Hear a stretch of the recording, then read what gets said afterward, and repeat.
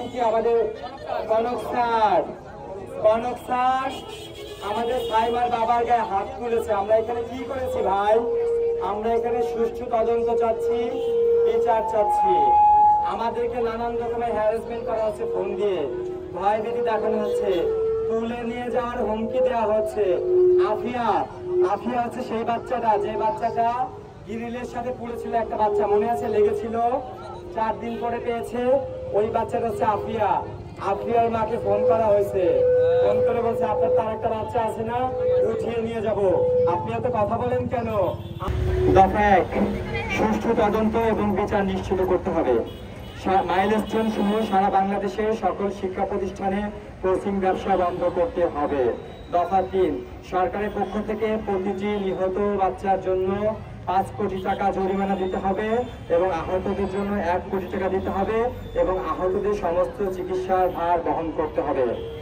স্কুলের পক্ষ থেকে প্রত্যেকজনের জন্য, নিহতদের জন্য 2 কোটি টাকা ক্ষতিপূরণ দিতে হবে, 1 কোটি টাকা আহতদের জন্য দিতে হবে।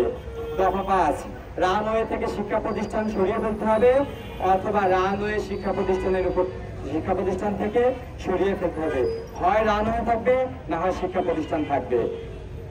6, কোচিং ব্যবসার মূল হোতা, যিনি পার্সেন্টেজ খায়, স্কুল শাখার হেডমিস্ট্রেস মিস খাদিজা, তাকে 74 ঘন্টার মধ্যে অপসারণ করতে হবে।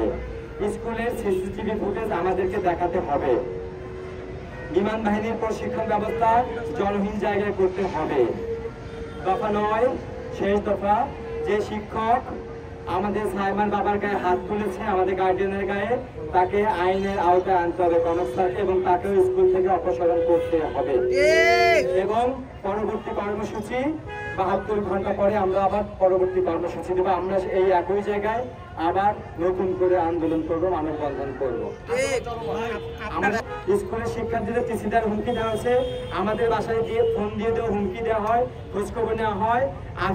আফিয়ার মাকে ফোন দিয়ে বলছে আপনি এত কথা বলেন কেন, আপনার একটা বাচ্চা আছে, তুলে নেওয়া হবে। আমাদেরকেও ফোন দেওয়া হয়, বাসায় নানান রকম হুমকি দেওয়া হয়। আমাদের যদি কোনো রকম ক্ষতি হয়, তুলে নেওয়া হয়, জন্য স্কুল কর্তৃপক্ষ দায়ী থাকবে। এবং যে গার্ডিয়ানরা স্কুলে গেছে তাদেরকেও বলা হয়েছে আপনারা কেউ ওখানে যাবেন না, গেলে আপনাদের বিরুদ্ধে ব্যবস্থা নেওয়া হবে। এইখানে আপনারা যারা আছেন, প্রত্যেকটি গার্ডিয়ান কিংবা আহত নিহতের পরিবারের সদস্য এখানে যারা আছেন,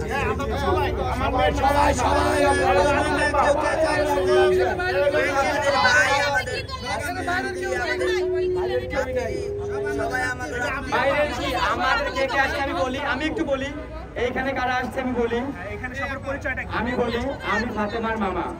হ্যাঁ, এইখানে যারা আসছে আমরা এখানে সবাই দাঁড়াইছিলাম, আপনি পরে আসছেন, আপনি জানেন না, সবাই কথা বলছে। এখানে অনেক গার্ডিয়ান ছিল, আমরা সমাপ্ত করে দিয়েছিলাম, মিডিয়া কিছু পরে আসছে, এই জন্য আমরা পুনরাবার এখানে দাঁড়াইছি। এইখানে আমি একটু বলি, এইখানে আমরা গার্ডিয়ানরা আসছি, পরিবারের সদস্যরা আসছি।